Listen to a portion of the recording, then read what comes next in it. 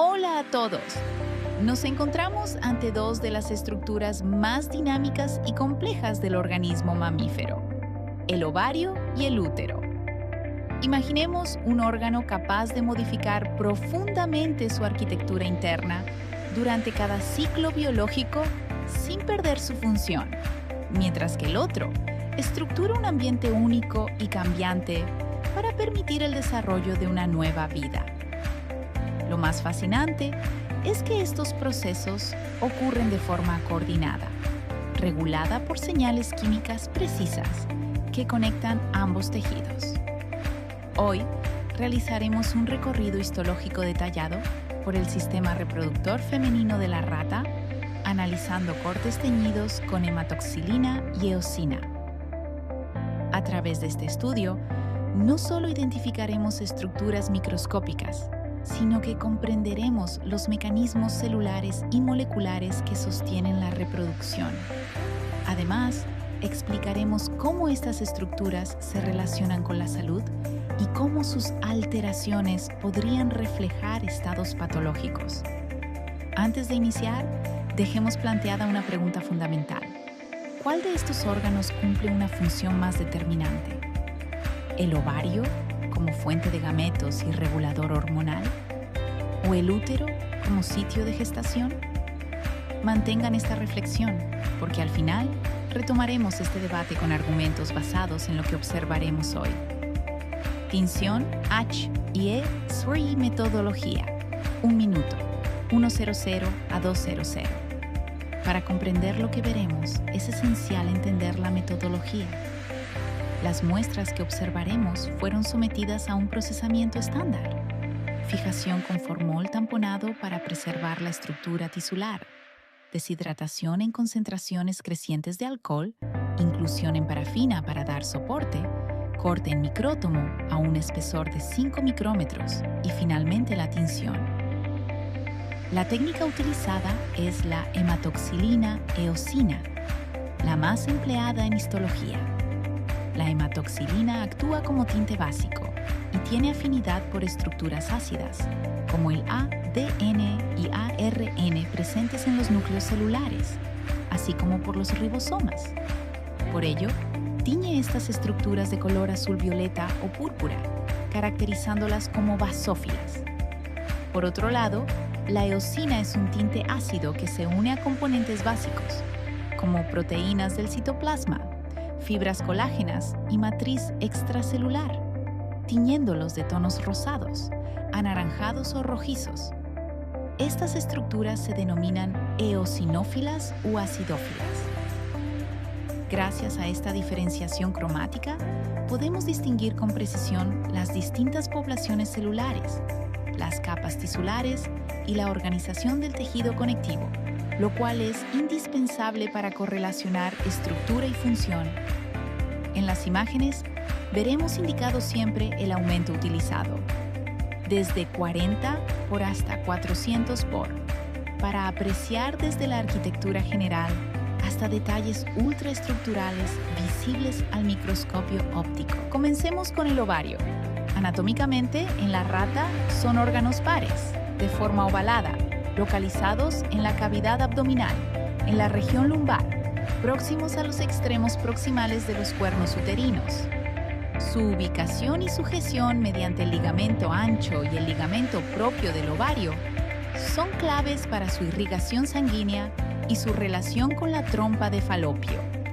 Macroscópicamente, su superficie es irregular, debido a los ciclos de maduración y ovulación, y su función principal es doble: actuar como glándula endocrina, sintetizando hormonas esteroideas, y como órgano germinal, produciendo los gametos femeninos u ovocitos.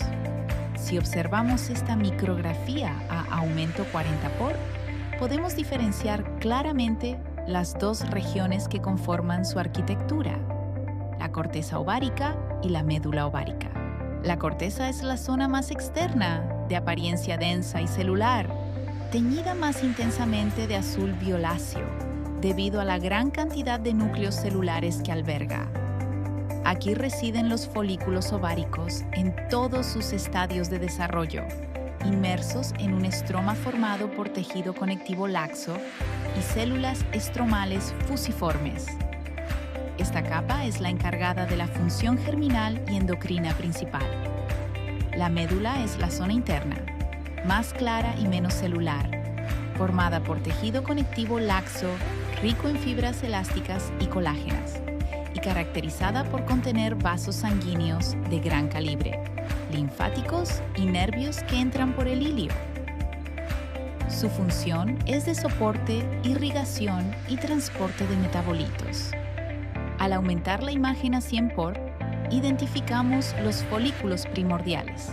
Son las unidades funcionales más pequeñas y representan la reserva ovárica. Histológicamente, se ven como estructuras redondeadas, formadas por un ovocito primario central de tamaño pequeño, con núcleo esférico y muy basófilo, rodeado por una sola capa de células de sostén de forma aplanada, similares a células endoteliales. Estas estructuras permanecen en reposo hasta que son activadas por señales hormonales. Pasamos ahora a los folículos primarios, visibles también a 100 por. Aquí ocurre un cambio clave. Las células que rodean al ovocito dejan de ser planas y se transforman en células cúbicas, con núcleo redondo y citoplasma basófilo, formando la capa de células de la granulosa. Estas células son fundamentales.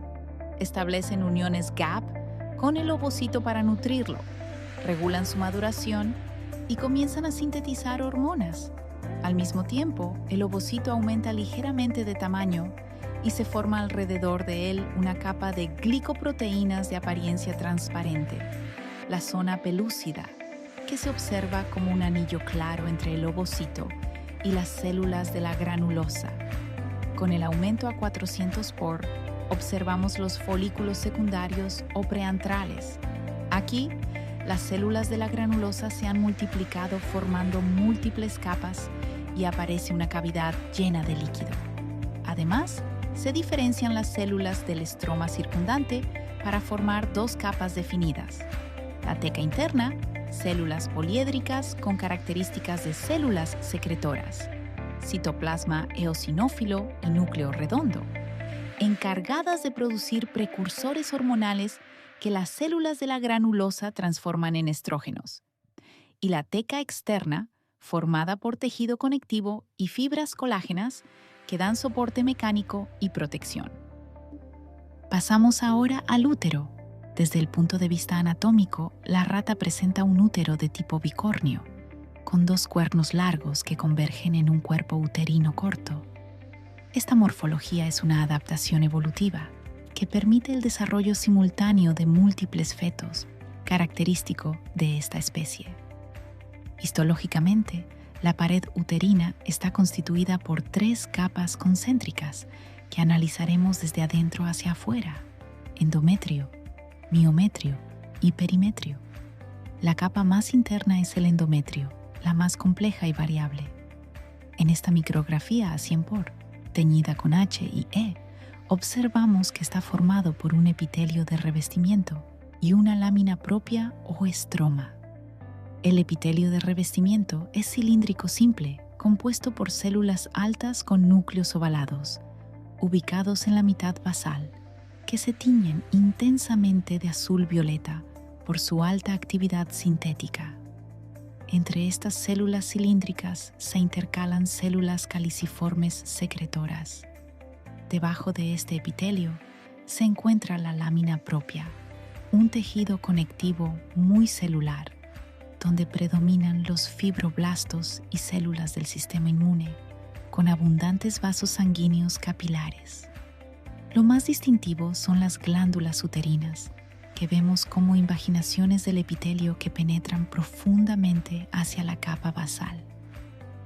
Al aumentar a 100%, podemos apreciar detalles finos: el lumen de las glándulas, la morfología de las células glandulares y la tinción diferencial. Durante la fase proliferativa, estimulada por estrógenos, estas glándulas son rectas, tubulares y con escasa luz.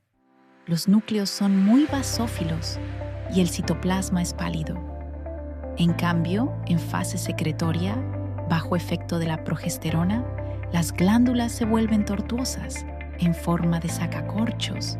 El lumen se ensancha y contiene material secretor que se tiñe de rosado pálido, indicando la producción de nutrientes necesarios para el embrión en desarrollo. Esta capacidad de cambio estructural según la fase hormonal es el fundamento de la fisiología uterina. Si este patrón se altera, hablamos de displasia o patologías como hiperplasia endometrial.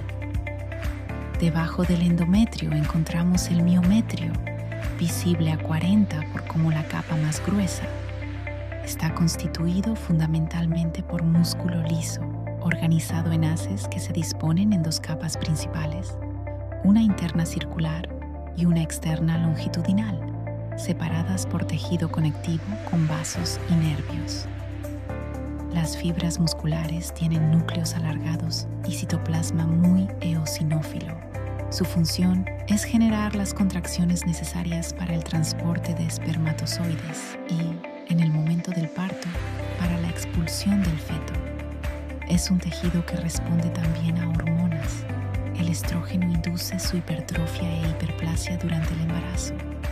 Finalmente, la capa más externa es el perimetrio o serosa, una capa delgada de tejido conectivo laxo, cubierto por mesotelio, epitelio plano simple, que recubre el órgano. Retomemos la pregunta inicial. ¿Cuál es más importante, el ovario o el útero?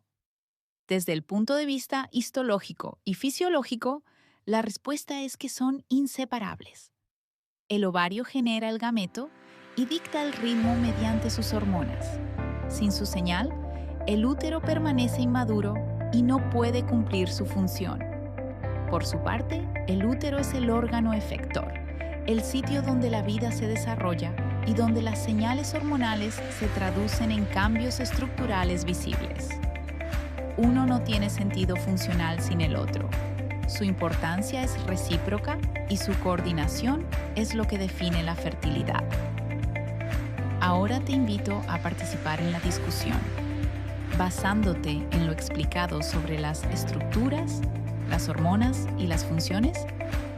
¿Consideras que una alteración en la histología ovárica tiene mayor impacto que una alteración en la histología uterina? Justifica tu respuesta basándote en los tejidos que hemos analizado. Deja tu comentario y con gusto responderé tus dudas con información académica.